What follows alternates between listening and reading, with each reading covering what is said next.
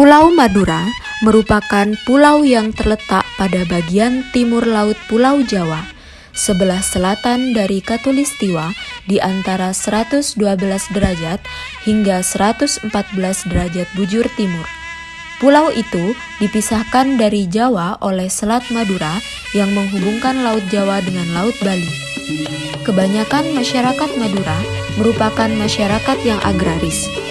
Kurang lebih 90% penduduknya hidup terpencar-pencar di pedalaman, di desa-desa, duku-duku, dan kelompok-kelompok perumahan petani. Pulau Madura memiliki nuansa adat kebudayaan yang melekat dan dibagi menjadi 3 aspek. Aspek pertama yakni adat perkawinan atau disebut nyalabar.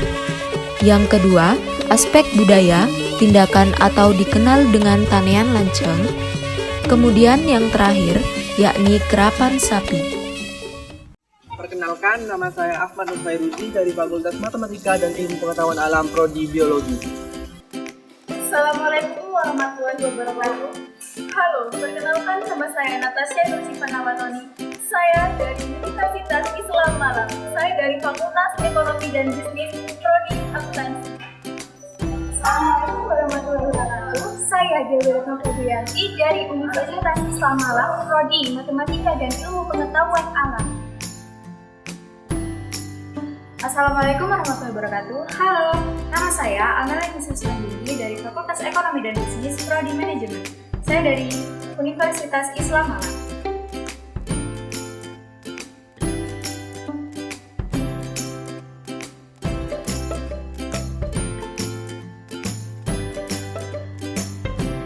Di sini kami akan menjelaskan tentang beberapa video-video tentang adat budaya Sumenep beserta situs dalam kerajaannya yang bertema Virtual Tour Situs Tradisi Suku Madura dengan warisan dan pelestarian dari leluhur.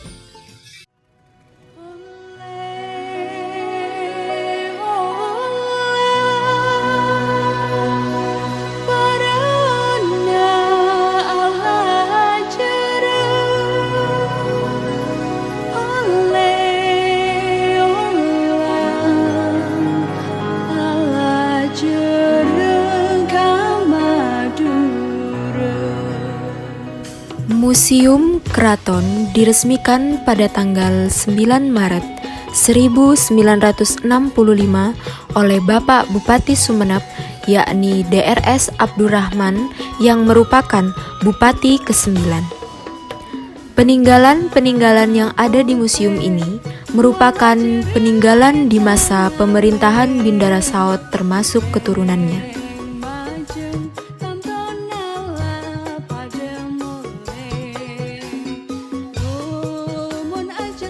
Di daerah Madura, Jawa Timur, hanya Sumenep yang memiliki keraton. Keraton yang dibangun pada tahun 1762 kini sudah berusia 260 tahun. Raja pertama yang mendirikan kerajaan Sumenep adalah Adipati Arya Wiraraja. Kabupaten Sumenep memiliki lambang kerajaan berupa kuda yang bermakna tunduk dalam pemerintahan, dan naga yang bermakna putra bangsawan yang senantiasa menghormati, serta rumah yang bermakna perlindungan terhadap masyarakat.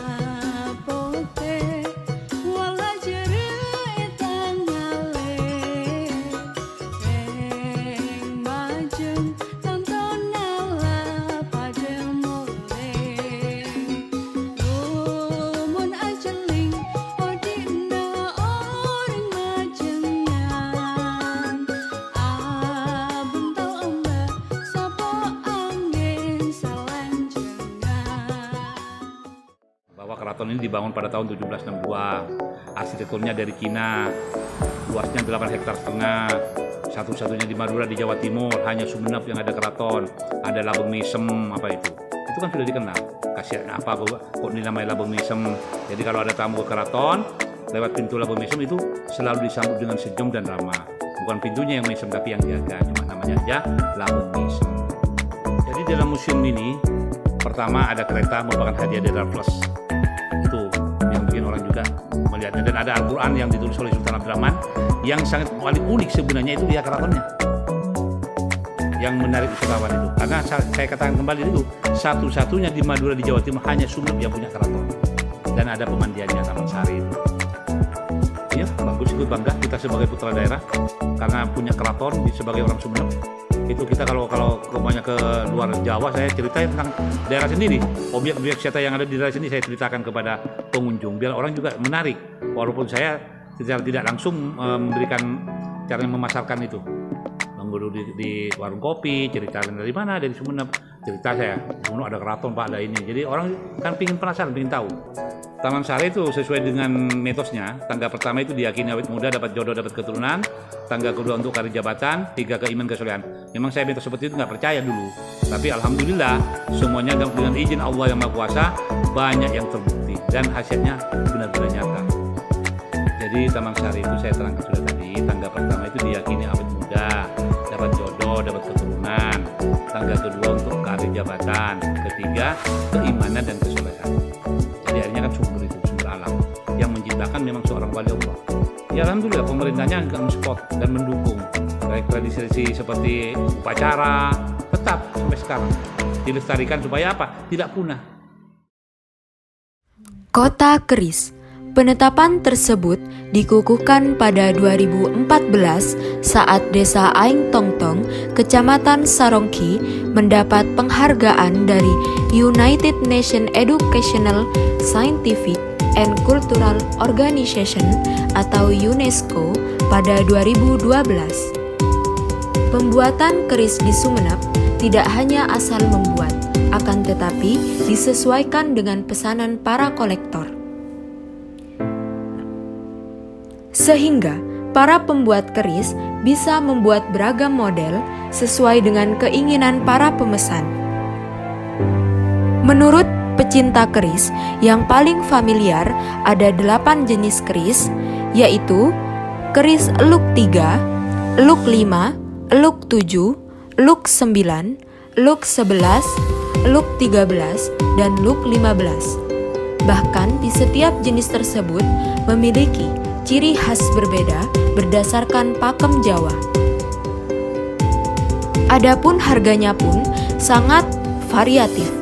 Untuk jenis keris kelas biasa 500 hingga 1 juta rupiah, kelas menengah 1 juta hingga 5 juta rupiah, sedangkan kelas atas di atas 6 juta rupiah hingga ratusan juta rupiah.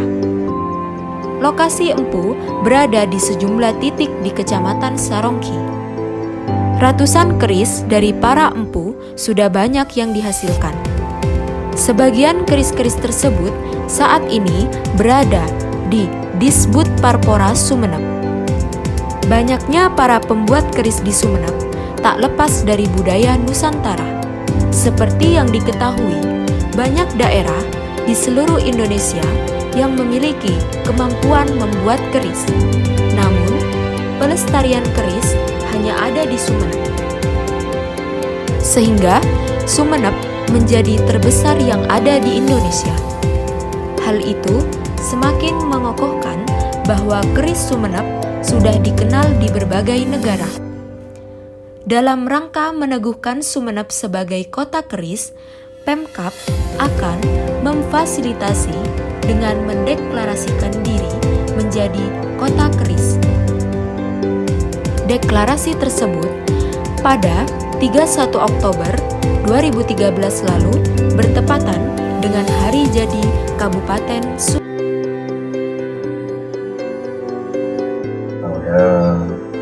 mulai hasil keris tahun bisa 1900 tahun kita umur 10 tahun kasus sama mungkin untuk belajar pun sekebikal mereka tidak dari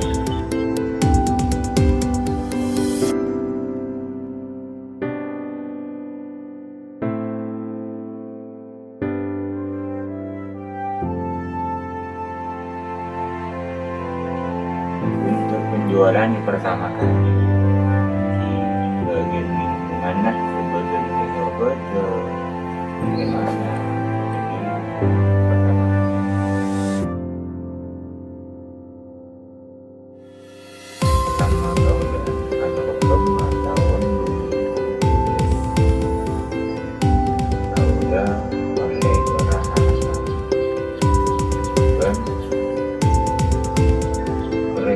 kemudian Siberian Orange sebagai juara 1 dan juara 3. Dari sini nyaman atau dapat termasuk buat Ega Warning benar.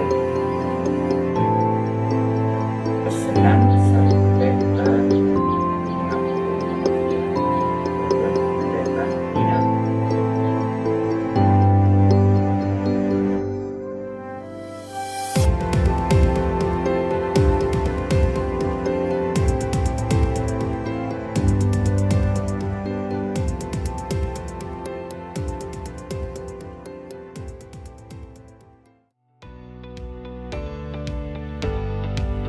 Berdasarkan sejarahnya, batik Madura adalah batik yang diperkenalkan pertama kali pada abad ke-16 sampai ke-17 Masehi.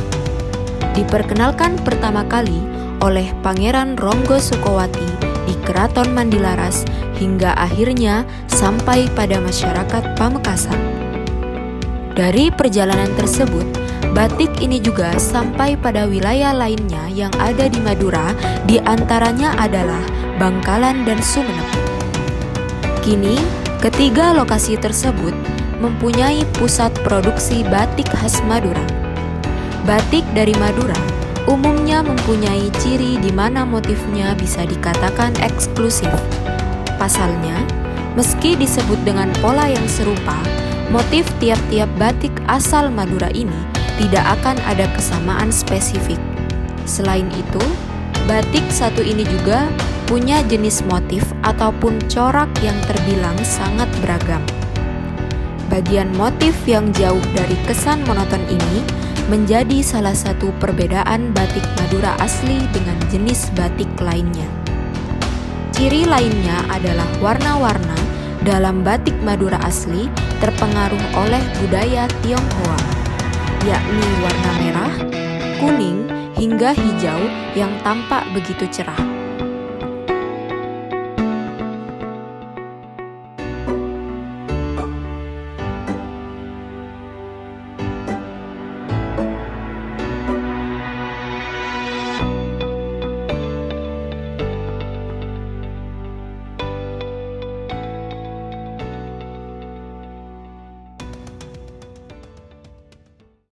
Pulau Madura dipandang sebagai ekor kebudayaan Jawa yang memiliki beberapa tradisi unik yang tidak ditemukan di Pulau Jawa.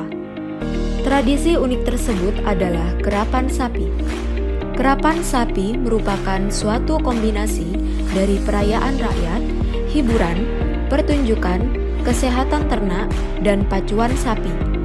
Disebut kerapan sapi karena dua pasang sapi jantan diadu cepat larinya atau ekrab sejauh jarak tertentu. Setiap sepasang sapi dikendalikan seorang joki atau disebut kuto atau tokang tongkok dengan memakai peralatan berupa pangonong atau kaleles. Yang paling awal sampai ke garis finish dianggap sebagai pemenang.